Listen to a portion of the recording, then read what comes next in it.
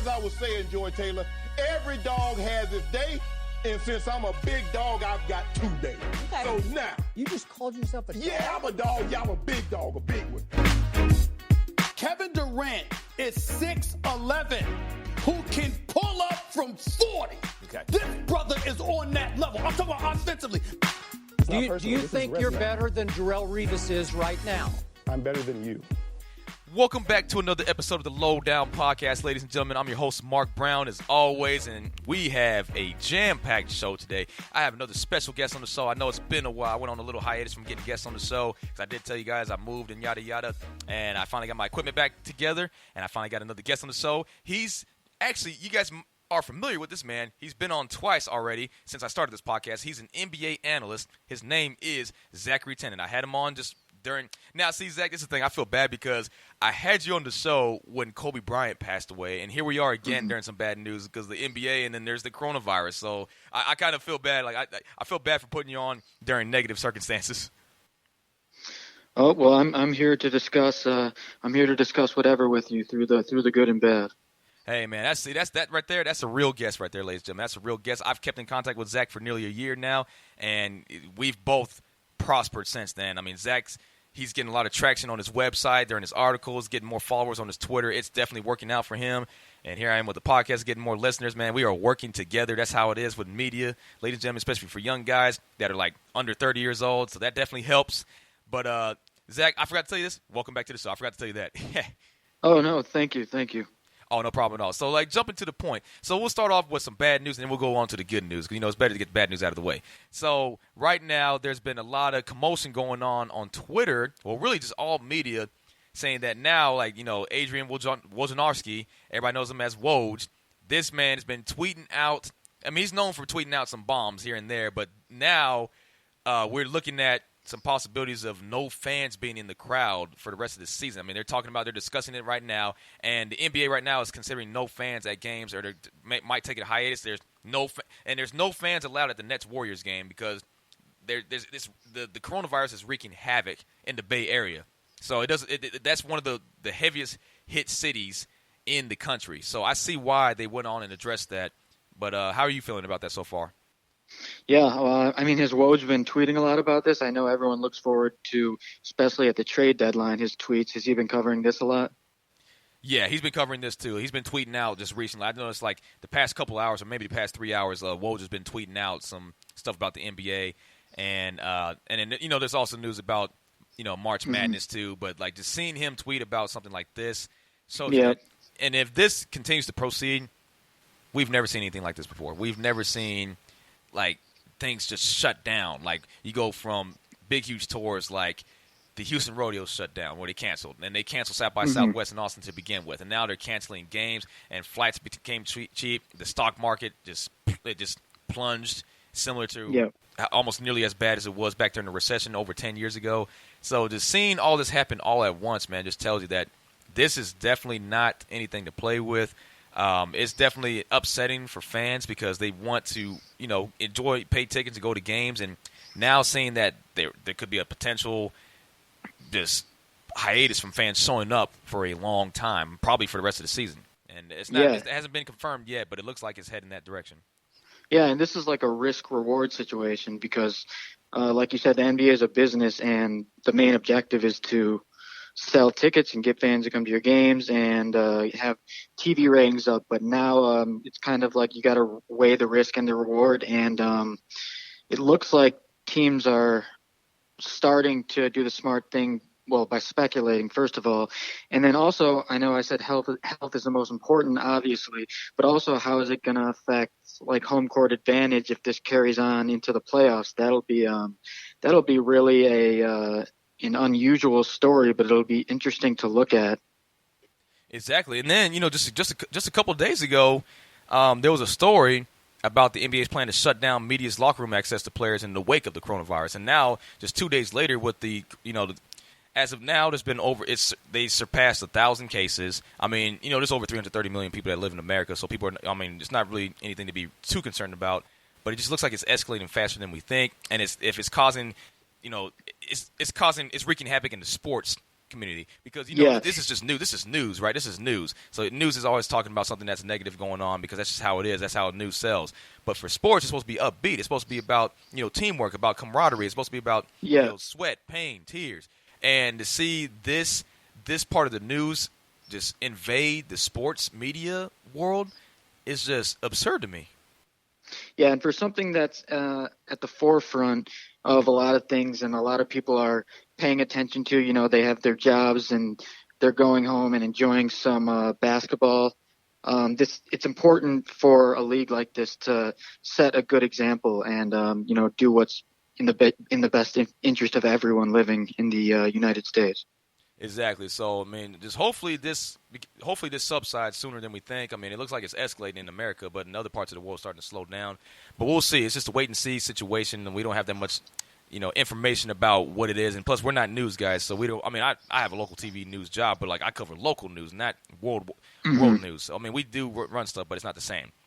So, yeah, and that's why I wanted to touch on also how it'll affect, if it carries on into the playoffs, in addition to the health that we can only speak so much about.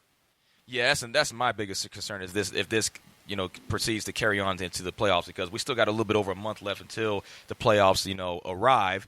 But at the same time, we just don't know. It's too hard. We can't even speculate. We can't really foretell what's in the future anymore. It's kind of hard to make predictions and to see how negative this is, how negative of an impact it's making, not just in America but worldwide.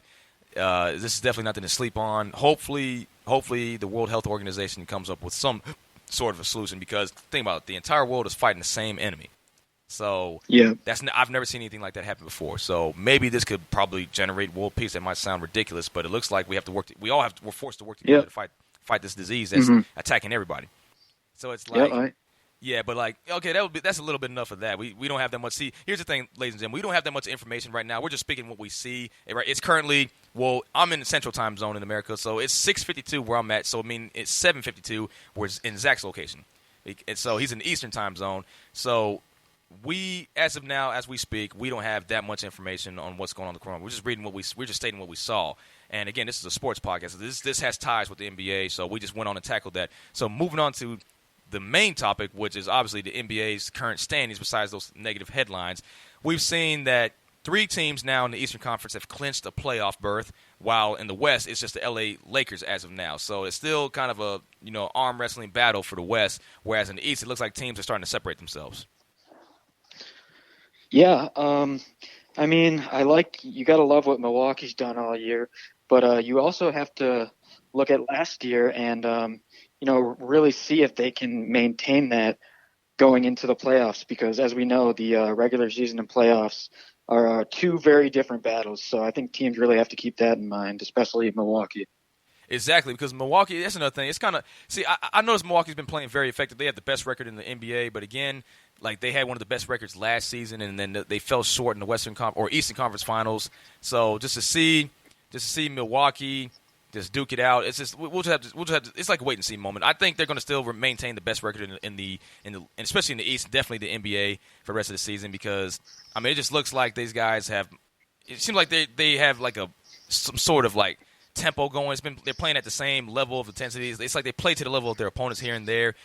But the only problem is they've lost 3 games straight. They lost to the Lakers this past Friday. They lost to the Phoenix Suns shortly after that, and they lost to the Denver Nuggets.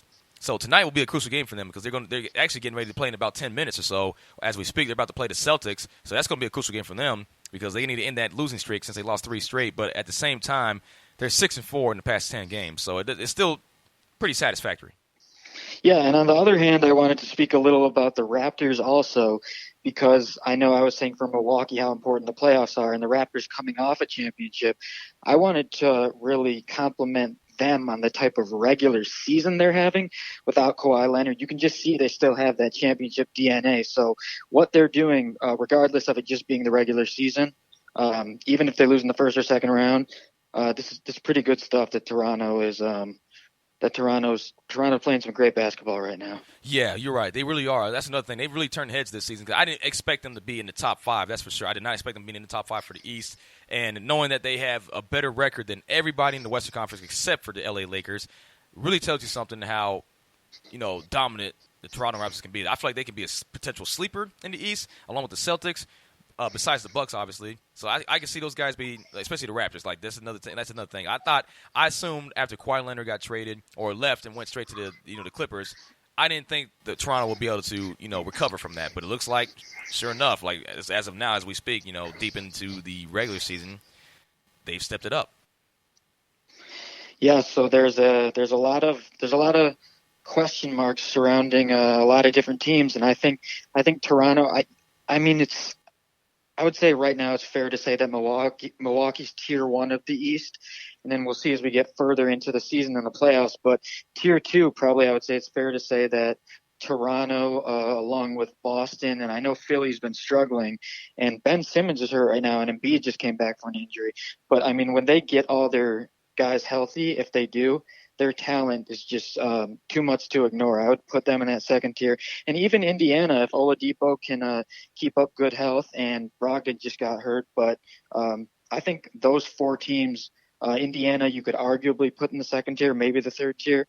But I think those teams are all interesting to watch. And I think all of them can compete with each other.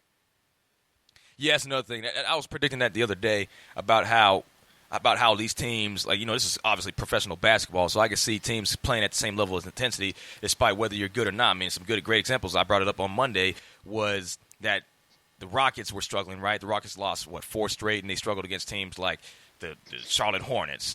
They're not even close to playoff contention, and they struggled against the Orlando Magic. Not only did they struggle, they got smoked by them, right?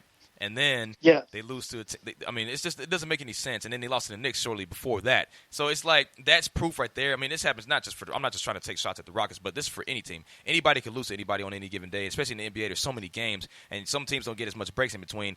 And, teams are prone to making adjustments. I mean, it's as simple as that. So to see that happening, it's just, like you said, I'm not going to definitely downgrade the Heat, the Pacers, 76ers, Nets, or the Magic, since those are the last remaining seeds right now in the playoff standings.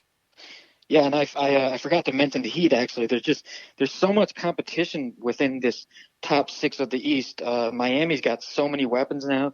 They just added Andre Iguodala. They've got a guy, Duncan Robinson, who played Division III basketball not too long ago, and now he's taken the NBA by storm as one of the best three-point shooters. So they've just got a great group there, led by Jimmy Butler. Bam Adebayo might be the most improved player in the league. So and then with the Rockets, I think it's really interesting that small ball revolution that they've come up with. They've got Tyson Chandler, so really another guy, Hartenstein, and maybe 2 centers on the roster, but they're not relying on height to win games. They're relying on James Harden, Russell Westbrook, the supporting cast, and perimeter defenders, and Robert Covington, PJ Tucker, and just being able to play that, if you want to call it the center position. I know in basketball now there's a lot of positionless basketball, so I don't even know if you can call it playing center. I think it's just 5 guys out on the court, doing what they do best. Exactly. That was well said. And then, so where do you see, for example, because we mentioned the Rockets just now. So where do you see, because I noticed the 5th, I talked about this before too, the 5th, 6th, and 7th seeds, they all have really, really close records between the Thunder, Rockets, and Mavericks. So where do you see these guys towards the end of the season? I know it's an early prediction, but do you think Oklahoma City can maintain that lead over the Rockets, or do you think you see the Rockets for surpassing that 5th seed spot over Oklahoma City? I think anyone can maintain a lead over anyone. It's going to be, a lot of it is how healthy they are. Oklahoma City's been pretty healthy all season. Chris Paul's been great. I don't know if you can say he's playing the best basketball of his career, certainly not statistically, but he's playing some of the best basketball of his career just based on the eye test if you watch him right now. I think Oklahoma City is surprising a lot of people, but people underestimated them too much. I mean, you put Chris Paul in a situation where he's not with Houston, where the pressure's not all on him, and it's like back in New Orleans, where you just give him the keys to the offense and he'll do his thing. So, I mean, Oklahoma City is going to be a tough out for anybody. I think maybe the second round is their ceiling. But yeah, I mean, I wouldn't take any of these teams for granted. Dallas, what Luka Doncic is doing, I know they don't have really any playoff experience, but they've got one of the most efficient offenses in history of the league right now. So I just think this whole 3-point shooting and offense winning games, it just makes any opponent vulnerable when you're playing against those type of offenses. Yeah, speaking of that, what type of offenses besides the Lakers and Clippers do you see some of these teams in the West where they can become a dominant force? Well, I think Utah is still having somewhat of maybe not a problem, but I still think that Utah has to overcome just being that defensive team that everyone looks at and says, hey, they win games with defense, because you really don't win games with defense anymore. I mean, I know having a great rim protector like Rudy Gobert and making it hard on guys with team defense, but Utah needs that Donovan Mitchell. They need that Jordan Clarkson off the bench to come in and score, to be able to, stay with the other teams when you're going up and down the floor. And I know playoffs will be good for them because playoffs turns into more of a half-court battle. But you see all these teams these days with, 12 plus threes like every game. And it's really fascinating to watch. But it's also, if one team goes cold, let's say the Rockets go cold, they're going to lose the game. Yeah, that's another thing. Because it seems like the Rockets, with their small ball method, right? It seems like teams have really figured out their small ball method because you know how they've been struggling lately. But, it's too early to really say and admit that because there's still, plenty of room left for them to improve. I wouldn't say, a ton of room, but, there's still a significant amount of games remaining where they can actually start to make up for their flaws. But, at the same time, tonight, this is the problem. It's going to be on live television tonight. They're going to be facing the Lakers at the Staples Center. So that's another problem that the Rockets needed. See, that'll show right here because the Lakers are the best team in the West by far. And not by far, but they're the best team for sure. And to see the Rockets go up against them and see the way they've been struggling, if the Rockets have potentially win this game, say they win, especially it's an away game for them, and say James Harden and Russell Westbrook pick up the tempo and start playing some of the best basketball they played because, Chris Paul's been playing good basketball, like you said. We've all seen James Harden play great basketball. He's still the leading scorer, the league's leading scorer with over 34 points a game. So just to see him just step it up and start playing like the way he usually does, and then see Westbrook, obviously dominate in the paint, it's definitely attack the basket, get some rebounds, do what he does, just like he did when he was in Oklahoma City.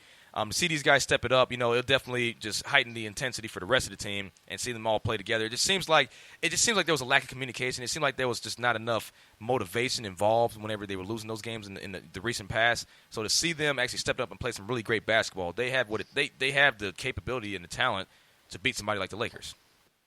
Yeah, and the thing about all these teams is it's now or never. These teams are all expecting to win in the next 2 years or compete for championships. Like the Clippers have a very small window of opportunity here. They traded Shai Gilgeous-Alexander and all those draft picks to get Paul George, who's been injured. He's still a star caliber player, but he's been injured. If the Clippers don't win this year and they come back next year and they don't get any better, then, what was the trade for? I mean, they kind of put all their eggs in one basket, and they're going to have to make it work. And even Denver, too. Like Denver, a young team with Jokic and Jamal Murray, the pressure is on everyone to win now, because if you don't make it out of the first round, you're looking at your front office and saying, what can we do to make our team better? And that goes for Denver, any of those teams. Exactly, and then that's another thing. That's the thing about the Clippers, man. The Clippers had so many opportunities to be great. I mean, remember when they had Chris Paul, DeAndre Jordan, and Blake Griffin all on the same team, and they still couldn't get the job done? So it's like they still fell short whenever it mattered the most, especially in the playoffs. So after all these opportunities they get, and then this is the greatest opportunity they've had. And so if they happen to fail with this amount of talent that they have, then I don't know what to say, man. I really can't really defend those guys anymore. They've had plenty of opportunity the past decade. Yeah, I mean, the Clippers, they've been known as kind of the little brother to the Lakers for all these years. And now seeing two LA teams of this caliber, we've never seen something like this before. So we can only hope for a great playoff matchup and all these guys to stay healthy, because that's what we really want to see. Exactly, and I mean the reason why it's turned heads to the media and a lot of fans, because you know how the Lakers, stepped up in the big stage when they faced the Clippers this past weekend, and that was actually the Lakers' first time defeating the Clippers all season, Mm-hmm. and that was the first time that LeBron actually outplayed Kawhi, because Kawhi put up some better stats and played better basketball than LeBron when they faced each other face to face. So it's like to see them step up for once, I mean, you would expect the Lakers to win at least one of those matchups, right? So Yeah. so like, I mean, that proves the point right there. The Clippers still have what it takes to be a star. I mean, they're already a star caliber team, but they have what it takes to be the best team in the West. I mean, just losing to the Lakers one time doesn't really mean much. And like you said, it's either now or never. So these guys are definitely going to be out for blood for the rest of the season. Yeah, and I think it's interesting that the Lakers are doing some of the opposite as the Rockets, because they're playing Anthony Davis at a lot of power forward and then putting Dwight Howard and JaVale McGee at center. So in some cases, that's going to be problems for the Rockets. In other cases, that's going to be problems for the Lakers. But just seeing like Anthony Davis and Dwight Howard out there, if you're the Rockets, you got to ask yourself, how are we going to stay in this series? It's going to have to come with James Harden scoring on a lot of isolation shots, which you can't always rely on. And then Russell Westbrook just, being the competitor that he is and using his athleticism to make plays. Exactly. And then speaking of making plays, man, we're going to see a lot of that tonight. Like we said, like we mentioned, the Rockets facing the Lakers. You just like brought that up. And then, looking at the headlines right now, I mean, there's a lot of games going on as we speak. And then, Utah's about to play Oklahoma City in about just a few moments. And the Nuggets are playing the Mavericks, which is also going to be an impressive matchup. That's going to be on ESPN starting in a few minutes as well. So just seeing both these games. So obviously, since we're recording right now, we can't really delve into those matchups because like the results will be out tonight and they'll be just useless. But at the same time, I expect the Denver and Dallas game to be a close game because both these guys have been playing hot potato all season. Dallas has been inconsistent. The main reason why they've been inconsistent is because of the injury, like you said. Oklahoma City's been healthy. That's their difference between Oklahoma City and Dallas. Dallas hasn't been really healthy the entire season. There's been games where Luka Doncic has missed games. There's been games where Kristaps Porzingis has missed. So they haven't really been fully healthy and reached their full potential. I don't think they've really reached their full potential all season, to be honest with you. Yeah, and I mean, Kristaps Porzingis, he still doesn't seem like the exact same player he was in New York. I think a lot of it's being the second fiddle to Luka Doncic, but we know that's what he's going to be. He's not going to be the first guy. Luka Doncic is clearly the first guy. And if you think about it, if you lose to Dallas in the first round, that's not good, right? Because anyone who plays Dallas is probably going to be a team that needs to win now. If you think about it, Dallas is in the playoffs just making progress. They don't need to win right now. But if they win in the first round and you lose to Dallas, you're looking at yourself saying, we just lost to Dallas. That's a problem. But they're a good team, so saying that is kind of weird at the same time.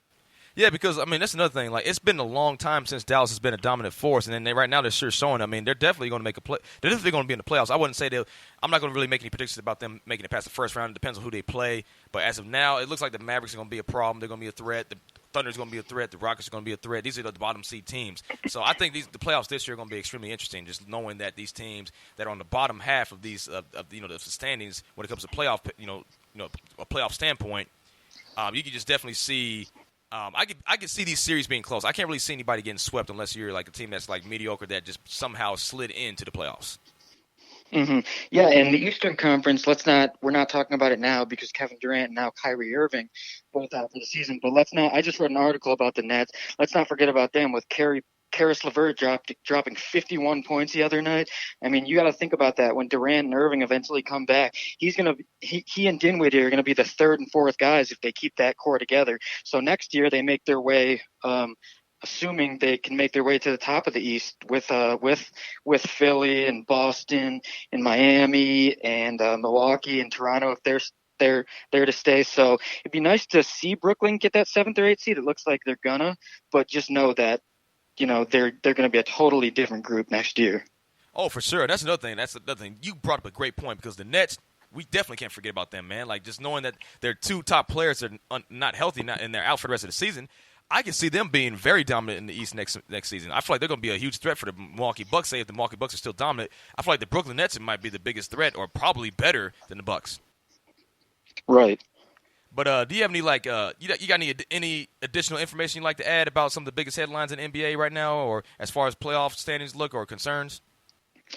MVP race is between two players right now, and only two players, and there's any outside players looking in. The ones that are outside, they don't really have a chance. Even James Harden, as tremendous of a season he's having, averaging 35 points or whatever he's averaging, we're talking about Greek Freak and LeBron James right now, and both are jack of all trades type of players. Both are great on offense, great on defense, great playmakers. LeBron James has developed to a point where he can rely on his outside shot now. Giannis Antetokounmpo hasn't got there, at least not yet. But I mean, both are unstoppable in their own ways. So personally, I give it to Giannis Antetokounmpo right now, but I don't think you can really go wrong with either. Yeah, that's another thing. I mean, like, that's a huge takeaway for LeBron James because he hasn't won MVP in 7 years, man. Last time he won it was back in 2013. Hasn't won it since. So to see that he's back in the groove of things and the way he's been playing, the way he's been dominating, it'll be definitely a sight to see him actually win an MVP again. I didn't really think he would win MVP ever again after all these young guys stepped it up over the past 7 years. But LeBron is on a mission. We saw how devastated he was after Kobe's death. We saw that he swore that he's going to make this one of his greatest seasons. Make this one of the greatest seasons he's had, especially like during the playoff push. So you know for a fact he's going to be pushing it, 110%. Yeah, and like I said about the Nets in the East, we can't forget about the Warriors in the West. They get Stephen Curry, Klay Thompson, full health, which it seems like that everyone's hopeful they will, and seems like people think they will. The Warriors are back in it next year, trading for Andrew Wiggins. I think that's really going to rejuvenate his career, and seeing how they can change the roster, still having Draymond Green still being as skilled as he is defensively. So there are just so many teams in the league right now, and quite a few of them are not at full strength. So it's interesting to see a lot of, like you saw Portland last year go to the conference finals. A lot of is just taking advantage of the opportunity that you have, because you never know what's going to happen at any given moment. Exactly. But that's pretty much all I had to say about some of the current headlines with the NBA. But like once again, Zach, I mean, I'm gonna have you on multiple times, man. This is like the third time I've had you on. Don't be surprised if you get on for the fifth time within the next month, man, because we got a lot of content to cover, especially during the playoff push. So definitely stay tuned for that, man. I just want to thank you again for coming on the show. Yeah, thank you. And there'll always be new storylines to talk about, and I appreciate you having me.